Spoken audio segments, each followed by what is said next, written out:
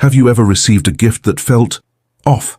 Like it was beautifully wrapped, maybe even came with a warm smile, but something deep inside you stirred, a quiet unease, like the universe was whispering, "Be careful." We've all been there, accepting things with good intentions, only to wonder later why life feels heavier, like you're carrying invisible chains. Today, we're rediving into a conversation about 8 gifts you should never accept, not because they are inherently bad, but because they can quietly pull misfortune, jealousy, or unseen burdens into your life. This isn't about superstition alone. It's about understanding the energy we invite into our world and how it shapes our path. Before we start, I want you to pause for a second and write in the comments. The mind that perceives the limitation is the limitation. That's a Buddhist gem to remind us that our choices shape our reality. And if you stick with me until the end of this video, I promise you all walk away with a clearer sense of how to protect your energy and live lighter, freer, and more aligned with your true self. So let's get into it. Imagine you're at a family gathering, laughter filling the air, plates piled high with food. Someone hands you a gift, a shiny, ornate mirror, polished to perfection. It's gorgeous, right? But in some traditions, especially in Eastern spirituality, mirrors are more than just glass. They're believed to hold energy, sometimes trapping the emotions or intentions of those who've gazed into them. Accepting a second-hand mirror, especially from someone whose energy you don't fully trust, can feel like inviting their baggage into your home. Think about it. Every time you look into that mirror, you might be reflecting not just your face, but a shadow of someone else's pain, envy, or unresolved karma. I heard a story once about a woman who accepted an antique mirror from a relative. She hung it in her bedroom, but soon after, she started having restless nights, vivid dreams of places she'd never been. It wasn't until she removed the mirror that her peace returned. Coincidence? Maybe. But why take the chance? Now, this isn't about fear-mongering or telling you to reject every gift that comes your way. It's about discernment. In Buddhism, there's this beautiful idea of right intention, acting with mindfulness and clarity. When you accept a gift, you're not just taking an object, you're opening a door to the energy tied to it. That is why the first gift to be cautious about is anything that feels heavy with someone else's story. Like that mirror, or maybe jewelry passed down with a murky history. If it comes from a place of conflict, loss, or unresolved emotions, it might carry a vibration that clashes with your own. I'm not saying you need to sage every gift you get, but trust your gut. If something feels off, it probably is. Let's shift gears for a moment. Picture yourself walking through a bustling market, the kind where vendors call out to you, their tables overflowing with trinkets and charms. You spot a beautiful amulet, maybe one said to bring protection or luck. It's tempting, right? Who doesn't want a little extra good fortune?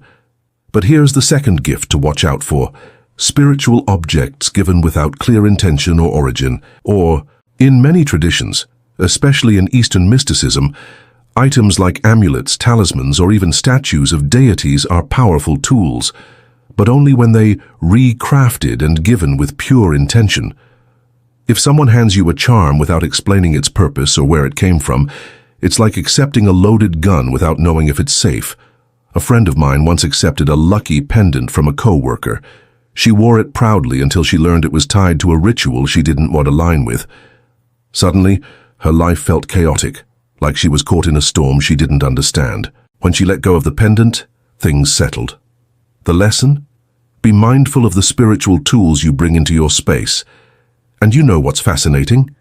This idea of energy isn't just mystical, it's practical. Think about how you feel when you're around certain people. Some lift you up, others drain you. Objects can work the same way. That's why the third gift to avoid is anything given with hidden strings attached. You know the type. A lavish present that comes with an unspoken expectation. Maybe it is a family heirloom from an aunt who now expects you to call her every week, or a fancy gadget from a friend who subtly wants to control your choices. These gifts aren't free, they come with invisible chains. In Buddhist teachings, attachment is the root of suffering, and accepting a gift with obligations can tether you to someone else's agenda. I remember a guy who accepted a car from his parents, but it came with the expectation that he'd follow their career path. He felt trapped, like the car was a leash. When he finally gave it back, he said it was like cutting a cord that was choking his freedom. This brings us to another point that's so easy to overlook. Gifts that spark jealousy, whether in you or others, can create ripples you don't see coming. Let's say someone gives you something extravagant, like a designer bag or a flashy watch. It feels amazing at first, but then you notice the side eyes from friends or the pressure to reciprocate. Suddenly, that gift isn't just a thing. It's a source of tension, pulling you into a cycle of comparison and envy. In spiritual traditions, jealousy is like a poison that clouds your clarity. A woman I know once received a stunning necklace from a colleague, but it came with whispers and gossip about why she deserved it. The necklace became a weight, not a treasure. She stopped wearing it, and the drama faded. The takeaway? Be wary of gifts that feel like they're setting you up for conflict, whether it's with others or within yourself. So, we've talked about mirrors that carry old energy, spiritual objects with unclear origins, gifts with strings attached, and those that stir jealousy. Each one teaches us something about protecting our space and staying true to our path. It's not about being ungrateful, it's about being intentional. As we move forward, there's another layer to this that ties it all together, something that can really shift how you see the gifts you receive. Now let's lean into something that might feel a little closer to home. Have you ever been given something that seemed perfect on the surface, but deep down, it didn't sit right? Maybe it was a gift that felt like it was more about the giver than you. That is where we're going next. Into the subtle ways gifts can carry energy that pulls you off your path, without you even realizing it. It's like picking up a beautiful shell on the beach, only to find it's got a crack that lets in water. You don't notice at first, but soon you're carrying something that's weighing you down. Let us talk about the fourth gift to be cautious about. Anything that feels like it is trying to define you. Imagine a friend hands you a journal, but it is not just any journal. It is filled with quotes or images that scream a version of you they want you to be. Maybe it is a fitness tracker from someone who keeps hinting you should get in shape, or a book on success from a colleague who thinks you're not ambitious enough. These gifts aren't just objects. They were subtle attempts to mold you into someone else's vision. In Eastern spirituality, there's this idea of staying true to your dharma, your unique purpose.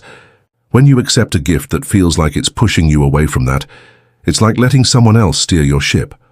I heard about a woman who was gifted a set of expensive art supplies by her partner, who wanted her to be more creative.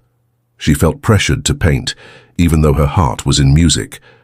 The supplies sat unused, a quiet reminder of someone else's expectations. When she finally gave them away, she felt free to chase her real passion. This flows into something else that's so easy to miss. The fifth gift to watch out for is anything that feels like a transaction, not a gift. You know those moments when someone hands you something, and you can almost hear the unspoken, "Now you owe me." It's not always obvious. Sometimes it's wrapped in kindness, like a co-worker covering your lunch but expecting a favor later. In Buddhist teachings, true giving is dana, generosity without expectation of return. A gift that comes with a scorecard disrupts that purity. It's like planting a seed in rocky soil. It might grow, but it's going to struggle. I remember a guy who accepted a fancy watch from his boss after a big project. He thought it was a reward, but soon he was getting late-night calls and extra work dumped on him. The watch wasn't a gift, it was a down payment on his time. When he started setting boundaries, the dynamic shifted, and he felt like he could breathe again. Now picture this. You're at a holiday party and someone hands you a gift that's just deemed too much. Maybe it's a piece of jewelry that's way beyond what you'd expect, or a gadget you didn't ask for. It's flattering, but there's a catch. It feels like a spotlight drawing attention you didn't want. That is the sixth gift to be wary of, anything that puts you on display in a way that feels uncomfortable. In many spiritual traditions, humility is a shield against chaos. A gift that screams, "Look at me," can pull you into a cycle of pride or pressure to perform. I knew someone who was given a flashy car by a relative, and suddenly, everyone expected him to act like the successful guy in the family. He felt like he was playing a role, not living his life. When he traded the car for something simpler, he said it was like stepping out of a costume. The lesson: gifts that force you into a spotlight can dim your inner light. What's wild is how these gifts, whether they're trying to define you, tie you to a debt, or put you on a pedestal, can quietly shift your energy. It's like carrying a backpack full of stones you didn't choose. And that brings us to something really practical you can do to protect yourself. Before accepting any gift, take a moment to check in with your intuition. In mindfulness practices, this is called sati, clear awareness. Ask yourself, does this feel like it's adding to my peace or taking away from it? You don't need to overthink it. Just listen to that quiet voice inside. It's like tuning into a radio station that's always broadcasting, but you have to turn down the noise to hear it. As we keep going, there's another piece to this puzzle that ties everything together. It's about the gifts that seem innocent, but can pull you into a cycle you didn't sign up for. Ready to dive deeper? Let's keep this conversation flowing. Let's keep this going, like we're sitting down with a cup of tea, unraveling the ways the things we accept can shape our lives. Have you ever noticed how some gifts feel like they come with a hidden agenda? Not in an obvious way, but in that subtle, nagging sense that something's off. It's like getting a beautiful plant, only to realize it's got roots that spread too fast, taking over your garden. We're diving into the seventh gift to be cautious about, and it's one that can slip under your radar if you're not paying attention. This one's about gifts that carry a sense of obligation to keep up appearances. Picture yourself at a friend's house, and they hand you a lavish gift, like a set of crystal glassware or a pricey bottle of wine. It's stunning, and you're grateful. But there's this unspoken pressure to use it in a certain way, to show it off, to prove you're worthy of it. In some spiritual traditions, particularly in Eastern mysticism, there's a belief that objects can carry expectations that bind you to a cycle of pretense. Accepting something that feels like it demands you perform, whether it's hosting fancy dinners or flaunting wealth, can pull you away from your authentic self. I heard about a woman who was gifted an expensive set of dishes by her in-laws. She felt obligated to use them for every family gathering, even though she preferred her simple, cozy plates. It wasn't about the dishes, it was about the weight of expectation. When she finally started using her own dishes again, she said it felt like reclaiming her home. The takeaway: be wary of gifts that push you to live a life that's not yours. This flows into something else that's so easy to overlook, especially when you're trying to be polite. The eighth gift to avoid is anything that feels like it's meant to outshine you. Imagine someone gives you a gift that's so extravagant it overshadows your own light, like a piece of art that dominates your space, or a gadget that feels more like a status symbol than a tool. In Buddhist teachings, there's this idea of non-attachment, letting go of things that pull you into ego or competition. A gift that feels like it's competing with you can stir up feelings of inadequacy or pressure to match it. I knew a guy who was given a high-end camera by a friend who loved photography. At first he was thrilled, but soon he felt like he had to become a photographer to justify the gift. It wasn't his passion, it was the giver's. When he passed the camera on to someone who truly loved it, he felt lighter, like he'd let go of a role he was never meant to play. What's so powerful about all this is how it comes back to awareness. You don't need to reject every gift or overanalyze every gesture. It's about tuning into your intuition, like a compass that guides you through a foggy forest. In mindfulness practices, this is called vipassana, seeing things as they truly are. When someone offers you something, pause for a moment. Does it feel like it's adding to your peace, or does it come with a subtle hook? You don't have to say no outright. Sometimes it's about setting boundaries, like thanking someone, but choosing not to use the gift in a way that feels heavy. And here's the thing. Protecting your energy isn't about being ungrateful or cynical. It's about honoring the life you're building. Think of it like tending a garden. You wouldn't let just any seed take root. You'd choose the ones that help your garden thrive. Gifts are the same way. They're not just objects. They're exchanges of energy, intention, and sometimes even karma. By being mindful about what you accept, you're creating space for what truly aligns with your path. This whole conversation is leading us to something really practical and uplifting: how to move forward with clarity and confidence, knowing you're protecting your energy while staying open to the beauty of giving and receiving. Let's keep exploring what that looks like. Let's dive back in, like we're picking up a conversation over coffee, sharing insights that feel like little sparks of clarity. We've been talking about gifts that carry hidden weights, mirrors with old energy, objects with strings attached, or things that push you into roles that don't feel like you.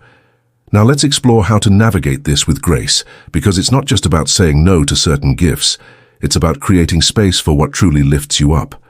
It's like clearing out a cluttered room to let the sunlight pour in. One thing that often gets overlooked is how the act of receiving can shape your energy just as much as giving. In many spiritual traditions, especially in Buddhism, there's this idea of sangha, community, connection, the flow of support between people. But not every exchange is harmonious. Sometimes a gift comes with a vibe that feels like it's pulling you into someone else's story. Imagine a friend gives you a beautiful scarf, but every time you wear it, they comment on how you're finally stepping up your style. It's subtle, but it's like they're rewriting your narrative. That's why it's so important to check in with yourself before accepting something. Ask, does this gift feel like it's celebrating who I am, or is it trying to nudge me into someone else's vision? Let's paint a picture. You're at a holiday party, and someone hands you a gift that's almost too perfect, like a set of luxurious candles, each one with a scent that feels like it was chosen just for you. But then you notice the giver watching you closely, waiting for a reaction, almost like they're testing you. This is where the energy of the gift matters. If it feels like it's meant to impress or control rather than uplift, it might be one to politely decline or set aside. I heard about a woman who was gifted a set of high-end skincare products by a friend who always seemed to comment on her appearance. At first she was excited, but using the products felt like she was trying to meet her friend's standards, not her own. When she stopped using them, she realized she didn't need to fix herself. She was already enough. That's the kind of clarity that comes from listening to your inner voice. This ties into something practical you can do right away. In Eastern spirituality, there's a practice called metta, loving kindness. It's about cultivating compassion for yourself and others. When someone offers you a gift, approach it with metta. Thank them sincerely because their intention might be good, even if the gift doesn't feel right. Then, give yourself permission to decide what to do with it. Maybe you keep it but don't use it. Maybe you pass it on to someone who'll love it. The key is to act from a place of kindness, not obligation. It's like catching a wave. You don't have to ride everyone that comes your way, but you can still appreciate the ocean. Now let's talk about something that's a little more subtle but just as powerful. Sometimes the gifts we are offered aren't physical objects at all. They invitations to step into someone else's energy. Think about a friend who's always pushing you to join their social circle, their hobby, their way of life. It's like they're gifting you their world, but it doesn't always fit yours. Accepting that kind of gift can pull you away from your own path, like a river trying to flow uphill. I knew someone who was invited to join a prestigious club by a mentor. It sounded amazing, networking, status, all the perks, but the club's values didn't align with his own, and he felt like he was losing himself every time he went. When he politely stepped back, he found his own community, one that felt like home. That's the beauty of discernment. It's not about rejecting others, it's about honoring your truth. What's so cool about all this is how it empowers you to create boundaries without guilt. You're not saying no to be rude, you're saying yes to your own peace. And that S where we're heading next. Some simple ways to protect your energy while staying open to the beauty of giving and receiving. Let's keep this flowing. Let's keep this conversation rolling like we're sharing stories by a campfire, each one sparking a little more light. We've been talking about how gifts can carry energies that weigh us down, whether it is a mirror with someone else, as history, a flashy item that stirs jealousy, or something that feels like a subtle attempt to steer your life. Now let us get into how you can protect your space while still staying open to the beauty of generosity. It's like learning to dance with the universe. You want to move with the rhythm, not trip over someone else's steps. Imagine you're at a friend's wedding, and they gift you a keepsake from the event. A little crystal figurine, maybe, meant to symbolize love and unity. It's sweet, but something about it feels heavy, like it's tied to their expectations or their story, not yours. This is where the art of receiving comes in. In Buddhist teachings, there's this concept of equanimity, staying balanced, not swayed by every gust of wind. When you're offered a gift, you don't have to say yes out of reflex. You can pause, smile, and let your intuition guide you. Does this gift feel like it's adding to your peace, or does it come with a subtle tug? I knew someone who was given a family heirloom at a reunion, a heavy, ornate clock. She felt obligated to display it, but it clashed with her minimalist home and, honestly, her vibe. When she gently passed it to another relative who loved it, she felt a weight lift. It wasn't about rejecting the gift. It was about honoring what felt right. This leads to something really practical you can start doing today. Before you accept a gift, take a quiet moment to check in with yourself. It's like tuning a guitar before you play. You want the strings to resonate clearly. Ask, does this gift feel like it's coming from a place of pure generosity, or is there something else at play? You don't need to overanalyze, just listen to that inner nudge.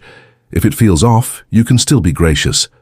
Say something like, "This is so thoughtful, but I'm trying to keep my space simple right now." It's not about shutting the giver down. It's about protecting your energy.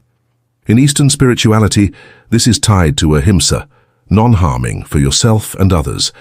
By setting boundaries with kindness, you're creating harmony, not conflict. Now, let's flip this for a second. Sometimes the issue isn't the gift itself, but how we receive it. Picture this. Someone gives you a handmade bracelet. Nothing fancy, just a simple token of friendship. But you are so caught up in your own head, maybe worrying about what they expect in return, that you miss the beauty of the moment. This is where mindfulness comes in. Instead of overthinking, try receiving with gratitude and presence. In many spiritual traditions, accepting a gift with an open heart is a way of honoring the giver's intention, even if you choose not to keep the gift long-term.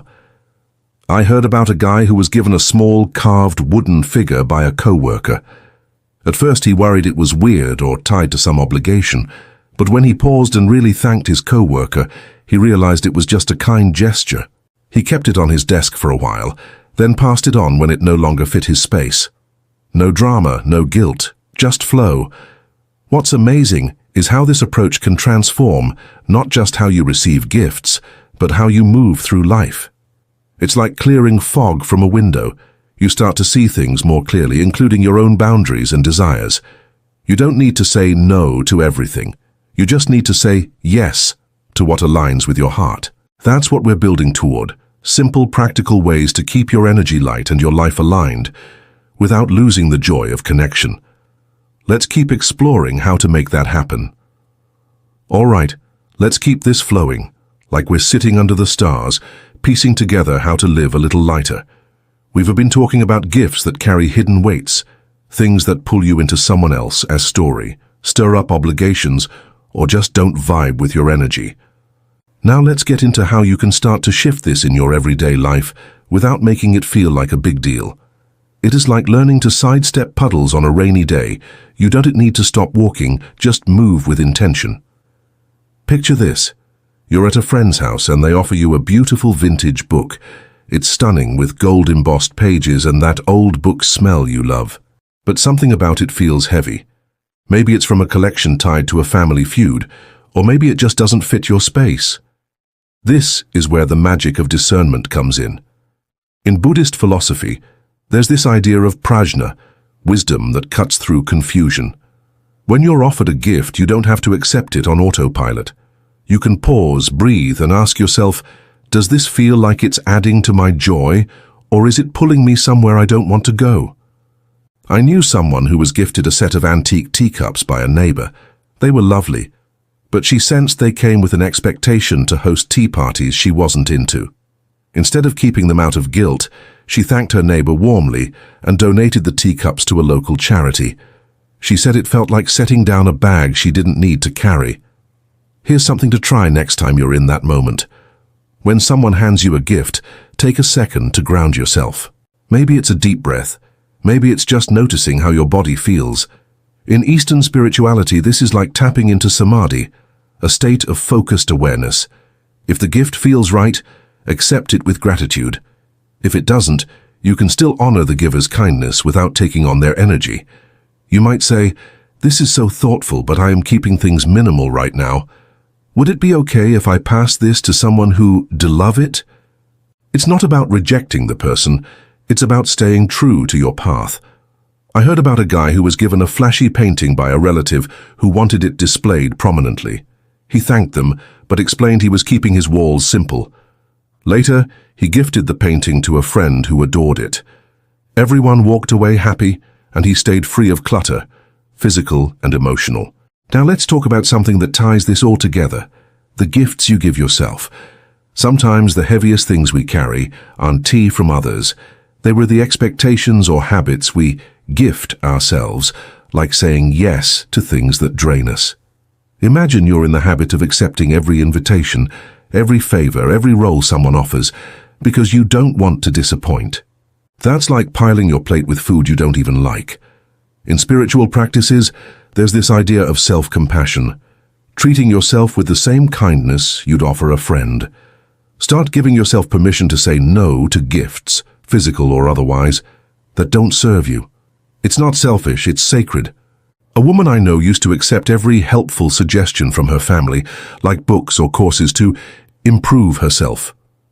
When she started politely declining, she found space to pursue her own dreams. It was like opening a window in a stuffy room. This whole journey is about balance, staying open to generosity while protecting your energy. It's not about building walls or shutting people out. It's about choosing what you let in, like a gardener picking which seeds to plant. As we move toward wrapping this up, we are going to look at how to bring all this together into a way of living that feels light, intentional, and true to you. Let's keep going. Here we are wrapping up this conversation like we're finishing a heartfelt chat with a friend, ready to carry these insights into the world. We've been exploring how certain gifts, those mirrors with old energy, objects with strings attached, or things that push you into roles that don't feel like you, can quietly pull misfortune, jealousy, or invisible chains into your life. But more than that, we've been talking about how to protect your energy with grace, so you can live lighter and truer to yourself. It's like clearing the clouds to let the stars shine through, simple but transformative. Let S bring this home with one final thought. The most powerful gift you can give yourself is the freedom to choose. In Buddhist teachings, there's this beautiful idea of liberation, not just from external burdens, but from the inner habits that keep you stuck. Every time you pause before accepting a gift, you're practicing that liberation. You're saying, I get to decide what enters my space.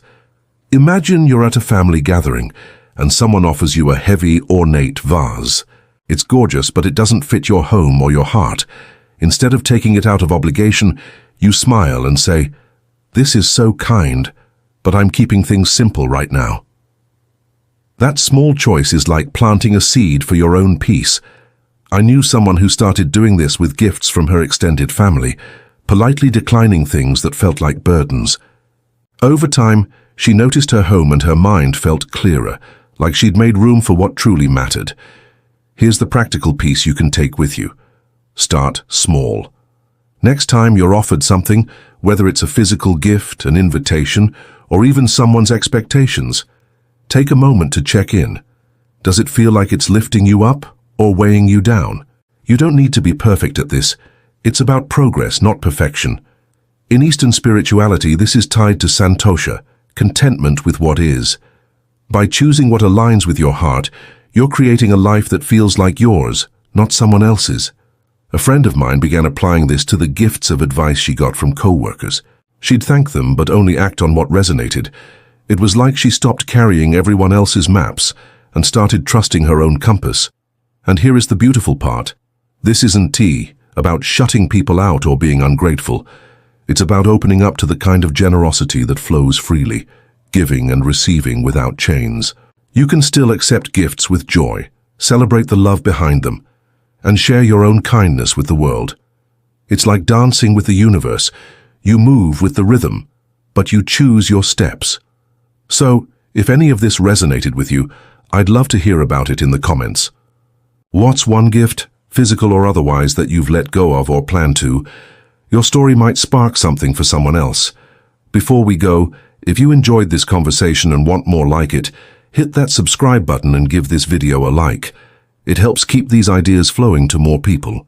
And if you've made it this far, drop a comment saying, "I'm in this," just so I know you're with me and ready to make these small, powerful choices in your life. Remember, you don't need to overhaul everything to live better.